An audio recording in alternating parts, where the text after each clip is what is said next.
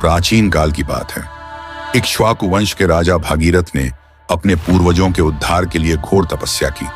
उनकी साधना से प्रसन्न होकर ब्रह्मा जी प्रकट हुए और बोले, भगीरथ, मैं तुम्हारी तपस्या से प्रसन्न हूं, वरदान मांगो।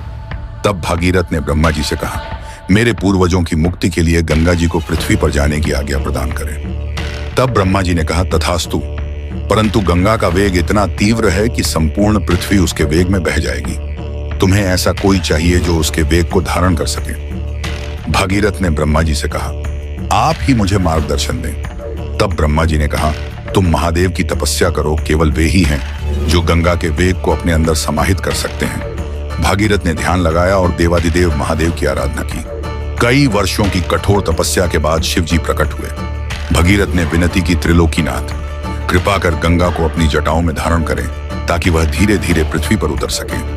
गंगा, स्वर्गलोक में गंगा केवल एक नदी नहीं थी, बल्कि त्रिलोक की सबसे पवित्र और तेजस्विनी देव कन्या के रूप में जानी जाती थी। उसका प्रवाह केवल जल का नहीं बल्कि अमृत और पवित्रता का था।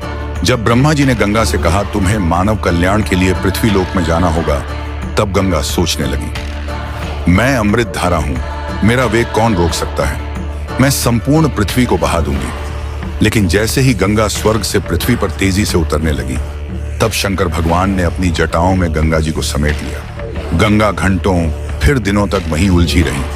जब उनका अभिमान शांत हुआ, तब शिव जी ने धीरे से अपनी जटाओं से एक लट खोली और गंगा को पृथ्वी पर उतरने दिया।